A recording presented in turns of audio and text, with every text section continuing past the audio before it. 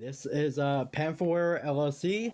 This is Let That Sink In with Chu The Producer.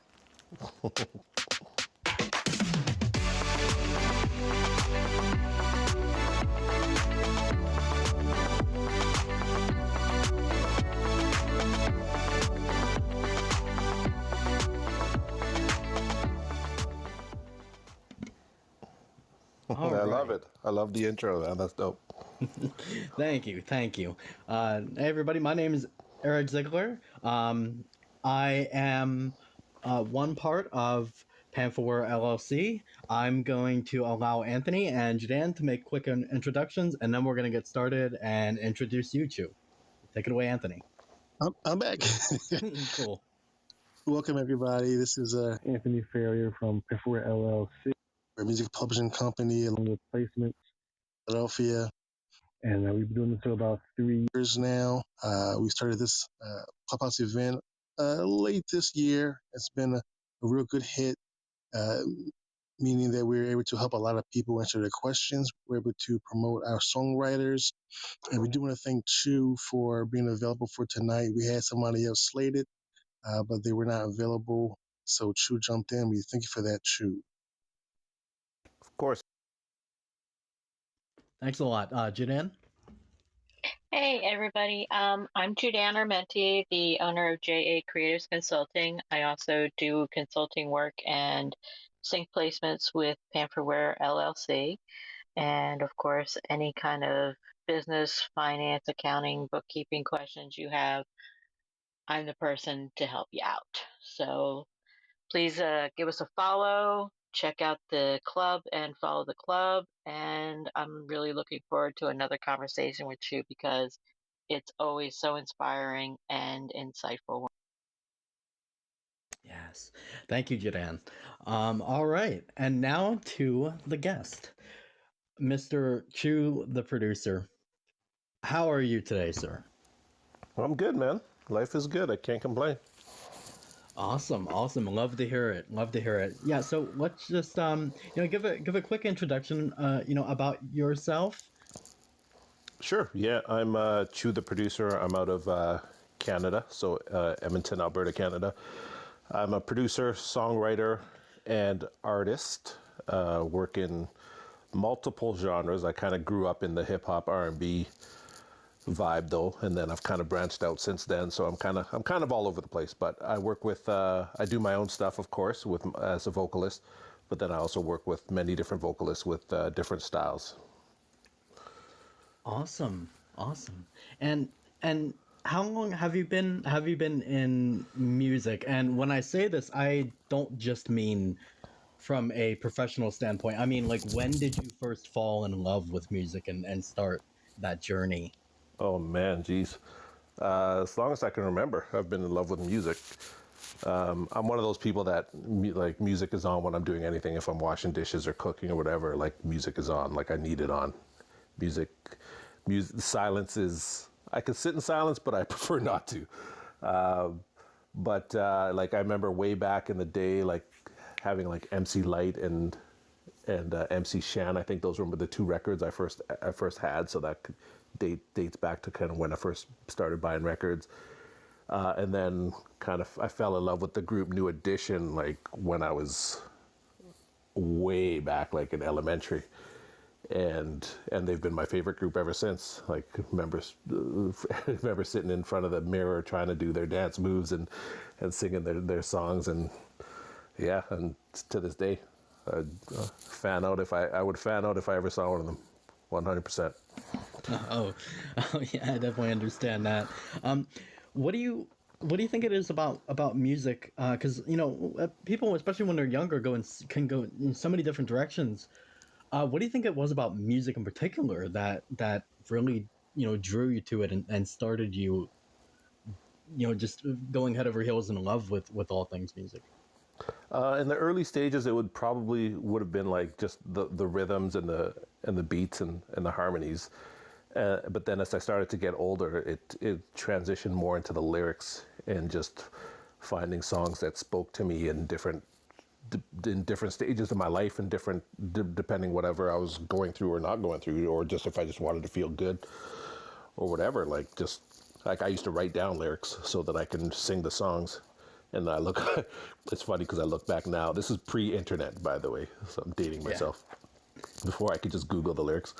And I look back now, and a lot of the lyrics that I wrote back in those days, like they were wrong. Like I'm trying to transcribe them from what I'm hearing.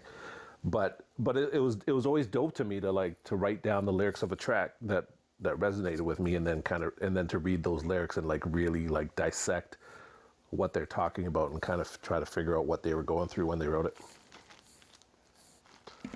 Yeah, and I think, when people are writing lyrics, it's, it is going to be a reflection of, no matter how guarded the person is, you can get a little glimpse, I think, into somebody's soul and into somebody's, well-being, through their lyrics. I think lyrics tell more beyond the words, oftentimes. Oh yeah, a lot of times, not every time though. Because like we have to be mindful of the fact that sometimes the lyrics are made up. You know what I mean? Like sometimes you're just a storyteller, and you may be telling a story that doesn't exist. You may be telling your story, or you may be telling a story of someone you know. So all those three things could be happening. But the songs that typically resonated with me were songs that felt like they were that the person was going through whatever it was, and I could be wrong. It might have been just made up too. Who knows? But it maybe it kind of made you feel like you could. Were there any times you felt like, oh, I can relate to this? Maybe they, they're singing about this hardship, and maybe it's something that you can that you've gone through yourself, and then you can find some kind of relationship with that. You can find some kind of some meaning with that. It makes it so that you don't feel alone, that you're not alone going through whatever it is you're going through. Totally, 100%. I think probably the first example that comes to mind for that, I was going to say the best example, but I don't know if it's the best, but the first one that comes to mind for me anyways was Unanswered Prayers by Garth Brooks. Yeah. Like that, first of all, whoever writes for Garth Brooks is a genius. But Unanswered Prayers, if you haven't heard that song, it's a song about him thinking back to the girl that he thought he was going to marry back in high school, I think it was, and then thanking God later that didn't happen because it would have prevented him from meeting who was eventually his wife. So like, I feel like that story is so universal for so many people that at some point in time, there's such a high percentage of us that have been with someone that we thought that's the one, and then we later find the actual one, and I've gone through that more than a handful of times. Yeah, and maybe that's part of the secret to writing a popular hit song is, so many people focus on the melody and focus, is it going to have a what chord progression it's going to have, 1, 2, 5, whatever. Mm-hmm. But maybe oftentimes we don't look enough at the lyrics and how the lyrics need to be relatable. They need to be something that your target audience can identify with, because I think that's the secret. The secret to reaching people is through emotion. Oh, I agree. Yeah, I don't know that 2021 100% agrees. But yeah, no, I 1000% agree with what you just said. But I think we're kind of in a weird transition where half of us feel that way and half of us just want something that they can bop their head to. Like when Lil Jon has a hit that the chorus is, oh, skeet, skeet, skeet, skeet. You know what I mean? Like, I don't know that. Yeah. I don't know that that's really touching anyone on an emotional level. Yeah, well, I mean, I think it's sometimes people just need to get away. Sometimes people totally. are just having issues in their life, whatever it may be, and it's not so much, trying to connect with somebody on an emotional level. I mean, there is the other side of it, which is, you need to give people a way to escape Hmm.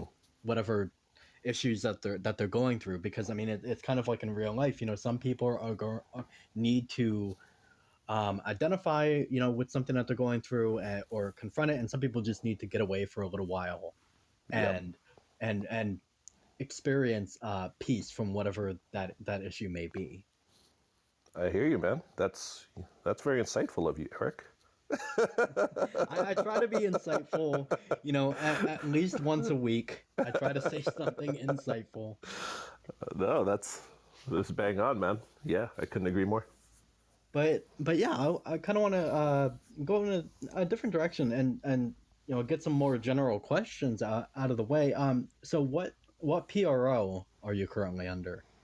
I'm with SoCan as a Canadian artist. I'm with SoCan, and then we have to affiliate with one of the American PROs, and mine is ASCAP. Okay, so you're associated with SOCAN, but you're also associated with ASCAP when it comes to anything released in America. That's correct. Yeah. Okay. Was there any significance between, for going to SOCAN and ASCAP, or was it kind of just the first one that you encountered? Well, I signed up so long ago that like SoCan is the only option in Canada. So SoCan, I didn't have another choice. It's SoCan. But it was between ASCAP and BMI for the States, and at the time I'd never heard of BMI. I just remember hearing ASCAP in hip hop lyrics. Like I think Mace once said ASCAP, where something about ASCAP, where my check be, something. So I was like, oh, ASCAP, I've heard of that. So I signed up for that one. Like I didn't know any different. So now, like, to switch to try to again, and I've heard that BMI. I don't know if this is true, but I've heard that BMI is better geared for sync artists, and ASCAP is more for release touring artists. I don't know how true that is, but it just seems too much of a hassle to try to switch my catalog. So I'll just keep it where it is. Yeah, and that's actually a good question. Anthony, do you have any insight on that, as to ASCAP and BMI being better for those respective reasons? Yeah, as Chu said, and as we've discovered with a lot of the composers, especially like with Lars, he was wondering also. But we did kind of find out that ASCAP is great for composers, instrumentalists. But when it comes to full songs, BMI tends to pay a little bit more royalty wise. Mm-hmm. Yeah. And so what placements have you been a part of? And this could be any, this could be no matter how big or small, and regardless of category. What does your placement history look like? Artist or sync? Well, I guess we're talking about sync, aren't we? Mhm. I've had a couple independent placements in some films. So I have, oh, I always forget the name of this film. Gone by Dawn, Dead by Dusk 2, I believe is the name of it. So I have a song in that, and that's a nice placement because that one they played the entire song in the background during a club scene. Oh wow. So yeah, that was a nice one. And then there's also oh man, sorry, I should have come prepared. They changed the name of this one. The Project, that's what it's called.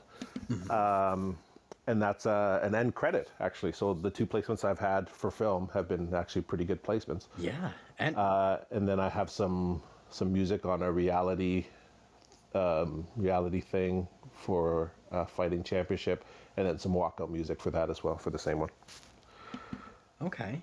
Okay. Yeah, no, those end credit ones are, that's when you're aiming for placement, first of all, having your full song and not just, 5, 10 15 seconds of it is Right. what you want to aim for. And also, and a lot of people actually don't know that. I know this. The end credits are a really good place to aim for when it comes to placement. Yep. Title credits and end credits. A lot of people don't know that. Um, I've noticed that for the people that are aware of sync, they're not really aware that like the how like where your song is in the project can make a difference, that can make a significant difference into how much you get on your end. Like it's not just about, like, people do talk about the length, like you're gonna have 15 seconds of it played, but like where it is also can also make a huge difference. Yep, totally. And ads. That's where some good money is, too. Oh, yes, yeah. Advertisements, 100%, because it gets played over and over and over and over. Yep. You're gonna, yeah. And That's the upfront for ads is usually in, like, you're talking into the tens of thousands. mhm. Yeah. It's Eric, can I jump in? yeah, sure. No, you and Anthony are both free to jump in whenever you like. Chu, I'm just curious because you've had a history with sync and placements in general. So when you were listing out what you have,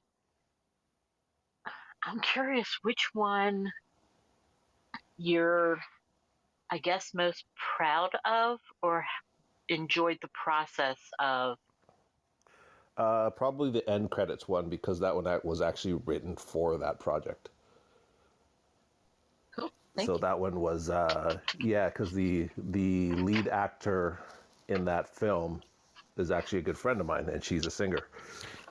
And when she approached them saying that she wants to sing a song in the film, and they said, well, yeah, you can write a song about the film, and we can put it in the end credits. And she approached me and wanted me to co-write it with her and produce it for her.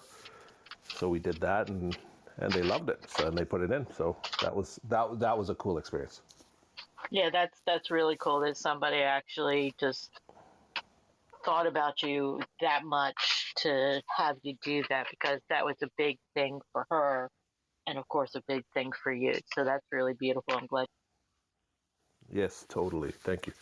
Yeah, and that actually just goes to show you the power of networking, the power of making connections. Like, um, and because we've all heard it. Like, this industry is about connections. It's about who you know. Like, that's something that everybody says so much. But and I used to be the person that like, I was like, okay, it's about who you know. Yeah, I've heard that 100 times. But it really is true. Like, and that's an example right there. Like, it really is about the connections that you make and who you know, because that, yeah, somebody could be like, I heard his music, it was good, but I didn't need it at that time. However, it would go great here, and then let me give him a call. Actually, I think it's a good thing to highlight that it's not just who you know, but it's how you know someone. Mm. It's the actual relationship, not just a connection, but a working relationship. And as Chu said, this person is a friend. So it's about cultivating and developing the relationship, not just simply making a connection and expecting it to sprout results like that without having to, just like the music does, connect. Oh yeah. Totally. Like this actor, I first saw her. She was performing on stage at this little mini festival, and I saw her perform. And then I saw her later in the crowd, and I just went up to her and told her, I said, "Yeah, you're mad talented. I really appreciate what you did on stage. That was awesome." And I said, and I made some kind of comment about like her tone or something, that where she picked up that I was a music person. And then she asked me about, oh, like that's not a comment I hear often. Are you in music? And I said, well, yeah, I'm an artist and I produce as well a little bit. And I just started producing at the time. I wasn't approaching her with any motive. It was just to give her that compliment. And I was like, yeah, I produce a little, but I'm an artist as well. And then she's like, oh, I'd love to hear your stuff. And so we exchanged emails, and I sent her my stuff. She came to my album release party when I was releasing my first album. And I was like, oh, this is dope. And then we just kind of stayed in touch after that. And then as I released more music, she started to see my productions evolve. And then she wanted to come in and work on a song. We did one or two songs, I think, before that point, and she really liked the process, and that's how I became her first call when it was time. And now we're actually working on her debut EP. Wow, that's amazing. I mean, and yeah, those are the best ones, where it's just two people that are just passionate about what they do, getting together and figuring out a way that they can put their passions to help one another, and because they enjoy creating together. Yep, that's what it's all about. It doesn't always have to be this complicated thing. It can be something as simple as that. That's that can create some of the most amazing relationships. Yep. My wife dropped like a mad gem on me a couple days ago, where we were talking about music and monetizing it and all of that. And this is like, oh, should I? Because I do a lot of collabs where it's a collab, like I'm not charging for it. And they're not charging me. Like we're just working because we're vibing. And I was talking about, should I figure out how to monetize this and that? And she's like, and my wife said to me something that I thought was so profound. And I don't remember the exact words, but it was something to the effect of, she said, it's so weird that nowadays that we feel the need that we have to monetize anything that we enjoy. Anything that used to be a hobby, we feel now that we have to monetize it. She was like, if you love doing it, just do it. Like, if you don't have to monetize it, if you don't want to. Right. And I was like, wow, that might be the deepest thing I've heard in a minute. But it's true. Like, it's true. Like, in this day and age, we just feel, because I don't know if it's social media, I don't know if it's just where we've progressed, but if we're good at something or if we enjoy something, we immediately feel the need to monetize it. And I'm just like, she kind of brought me down to earth a little bit. Where it's just like, just do it because you love it. And if money comes later, then money comes later. Exactly. Do it regardless. And if you can find a way to make that your sole income, then that's fantastic. We should never stop doing it regardless. And I think that also will produce some of the best results of your creations. When you're just doing it, you're not doing it to try and make that paycheck. You're just doing it because you want to. Totally. Because you're in love with this thing and you want to, actually pour your soul and your heart into it entirely, 100%. Totally. That being said, if anyone in this room hits me up, I'm going to charge you. I'll just play it. Oh yeah, Anthony just sent me a message saying, give your yeah, it was your wife that said that. Yes. Round of applause. That is really good. That is really I like that. That needs to be heard more often. I believe. I think that needs to be said more often. Yeah, totally, I agree.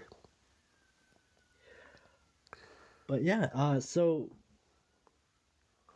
kind of on that, but not really. If you weren't doing music, where would you see yourself? If music wasn't your number one passion, what do you think you'd be doing? Possibly coaching college basketball. I coached college ball for 10 years. Yeah, that was my career path for a long time.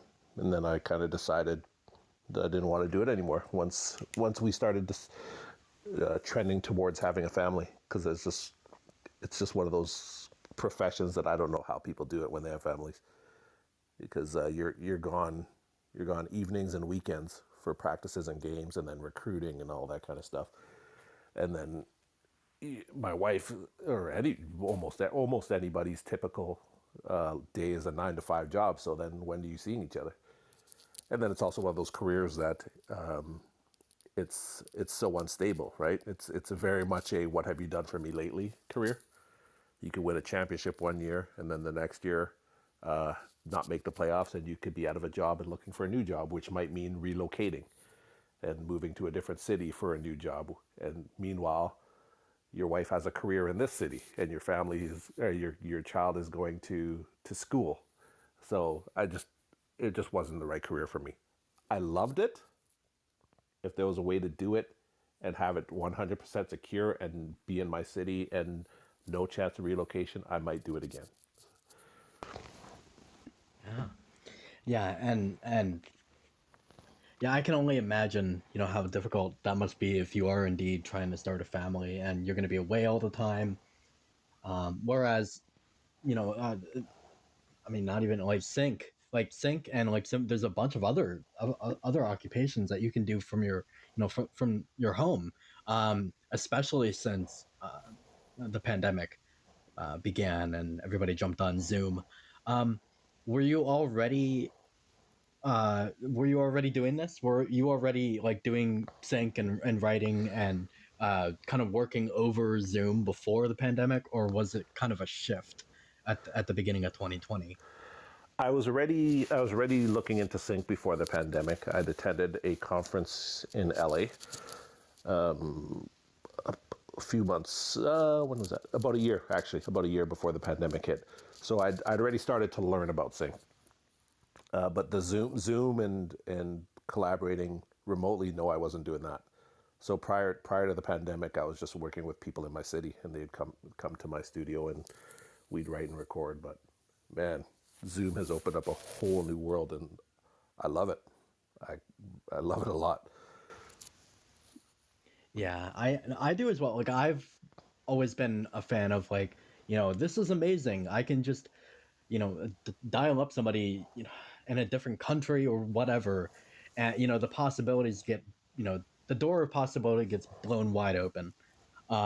And I know that, I think there are some people though in the industry who are not fans of Zoom, who want to go back to, you know, in person, in person communication all the Hmm. time. No, I get that. I get that argument too. I understand that argument too because it's a different energy when you're in person. But for me, I enjoy the in-person energy, but I also enjoy being efficient. Like to be completely honest with you. So if uh, if I don't have to drive to your spot or you don't have to drive to my spot, and or if you don't, or if it's not even possible, like Leslie, who's in the crowd, like if she's in Nashville, I'm in Edmonton, and we've done, I don't know, probably about 6 songs maybe together so far, and that never would have been possible if there wasn't the technology to do it. Well, for number one, we never would have met each other for one, and that if we did meet each other, it would have been just a nightmare trying to figure out how to collaborate. So yeah, it's been dope. I am looking forward to when I come out to Nashville, to connecting with Leslie and doing this in person, and well, to just meet her in person, but also to hang out with her in person and to write with her. Like that's going to be a different energy to me. So I'm looking forward to that. No, I get that 100% because I kind of started the sync supervision journey in like I knew about like music supervision and sync before 2020, but I think I really started the journey like during the pandemic, like at the very beginning of it, like March, April of 2020. And there are so many people that I need to meet like in person, um that I've met, because I mean, as soon as everybody went, inside and did everything over the internet, I used that time to boost my the amount of connections that I had tenfold. So there are so many people that I can't wait until I can actually go meet them in person. Right, um it's it's I hope it'll happen sooner rather than later, hopefully. right. um but what what is something that you wish you knew about sync when you first started that now? I wish I knew about reading contracts and taking them to entertainment lawyers. I wish I knew that in the early stages, because right now I'm tied into one contract. The very first one actually checked that, 2 contracts. I'm tied into the very first 2 contracts that I signed, where I was just so excited to be presented with contracts, and so they're exclusive contracts for specific songs that I now cannot pitch as One Stops myself. So I would have tried, had I known more, I would have either tried to negotiate out of it, or understood it and then made the decision with the understanding of what that meant. But I made the decision without understanding what that meant. Yeah, and there's a lot of words and jargon that can be used that are not, clear to an artist, especially because I think a lot of artists are focusing, on that exactly. They're focusing on the art. They're focusing on the creative process. They're focusing on, writing the songs. Their strong suit isn't, legal speak. It's Right.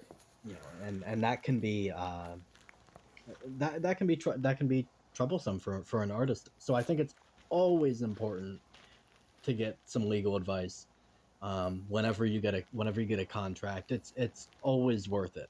Yeah, totally. You never want to go without it. It's something that, and even if it's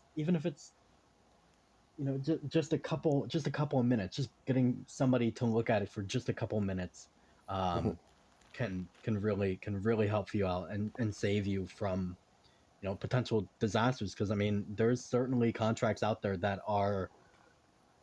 I mean, I don't want to say they might prey on the legal ignorance of musicians, but I mean, and they are out there. Yeah. Unfortunately. And for clarity too, the 2 contracts I'm referring to, they aren't predatory contracts. They're fine. The contracts are fine. I just didn't fully understand what it meant at the time, and I may or may not have still signed it had I known. That's all. But it's something that if you would have gotten an entertainment lawyer on hand, you would have at least had a much better understanding, a more thorough understanding of everything that was going on regarding your music. Yep. Yeah, no, that's very important stuff to do. There is an entire legal side and of course a business side to this industry that I think needs to be addressed more often. People do refer to it as the music business, but there's also a little bit of a legal side to it too that that's often overlooked. Yep. Unfortunately. And kind of going on the whole advice thing, what is the best piece of advice that another musician has given you? I don't know if it's the best piece, but it's just what's popping in my head right now is always finish what you start. So don't leave a song unfinished. I've heard that a few times, where it's just like, even if it's just like the worst song you've ever written, just finish it. And maybe you're just going to trash it, but finish it. Just get it out of your head. The most recent person I've heard say it was not specifically. I've had people tell me that directly, but then I also heard recently. I heard Chris Stapleton say that in an interview, and I was like, "Yeah," I just keep hearing it. So like, there's something to it. And the way Chris Stapleton put it was that, yeah, you might not have it that day, and you might just not be flowing, but just get the non-flow out, because if you're not flowing and you stop halfway and then you start something else, well, guess what? You're going to continue the non-flow. So just get it out of your system, finish it completely, and then move on. Yeah, and I think that goes for writing and performing. Because one of the biggest lessons I've ever learned, because I have a pretty long history with the performance, is that no matter, if especially when you're in an orchestra or a band, you just keep going. The show must go on. you gotta push past and keep going. And there's a the amount of confidence that you wear is is going to play a part and how good the performance is viewed. Like I think no matter who you are, if you're performing, you might miss a note, you might not hit a note the exact way that you want. I think that's almost a given for every Hmm. single performer or every single performance, at least on some degree. Yeah. But if you can just if you don't focus on that and you just push past, people will come up to you and say, yeah, it was an amazing performance. And the same with writing. There's a lot of times that you might get stuck on a certain part when you're writing, but you got to say, okay, I don't know what to do with this, but let me try and figure out an ending or something like that, and then try to see how they can connect Hmm. and how they can interlock. Yeah. Yeah. Totally. And with especially with performing, actually, a lot of times people aren't going to catch their mistakes. They're not even going to notice them if you just keep going. Precisely. Also, I wanted to take a little bit of time to, a few other people in the room here. Timothy, Vince, Kevin, Mac, Markeith. We're interviewing Mr. Chu The Producer here, and we're actually going to play some of his music here in just a moment. Um, yeah. So let's see. So when you are doing songwriting, how are you balancing that with other hobbies, as well as taking time for yourself to make sure that you're mentally sound and that you're feeling good? Phew, that's the loaded question right there. Still working on that. Hmm. I went from a point where I was doing music full time. This is when I was an artist. I was doing music full time as an artist and as a producer. But I decided that being an artist wasn't for me, and I don't really enjoy performing. So when I dropped that aspect of it, I went back to a part-time job in the arts. Actually, the pandemic hit, and that was like I feel so weird saying this, but it was like almost the best thing that could happen to me, because the pandemic hit, and then I was back to home working on music full time, and then I was pumping out music like crazy, and now I'm back to the part time job, and then still trying to figure out. And this is relatively new for me now. I'm trying to figure out how to balance it, because I've got a lot of people waiting to start a project with me. You know what I mean? A bunch of people that have hit me up and said, "Hey, I want to work with you," and I'm like, "Yeah, I want to work with you too." But I've got like kind of backed up projects, and I'm trying to I'm kicking myself because I'm not pushing out at the same level of production that I was at when I was during, like, when the pandemic was really in the thick of it, when I was home and I was just doing it 24/7. So I gotta either say no more, which I actually don't want to, Hmm. or just be a little bit more forgiving to myself. Yeah. And everyone that's waiting knows the situation. They know that it's just a matter of just catching up on time, because I don't have enough of it. Well, I mean, But I'm also someone who doesn't like keeping people waiting. yeah, and I think, I mean, I don't think anybody ever has enough time. Um, and I think that's it though. I think you have to strike a balance. You don't want to be going so fast that you just burn out, Right. especially in a creative sense.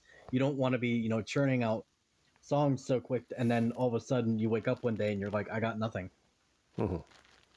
um Yep. it's a terrible feeling, especially for a creative. Right.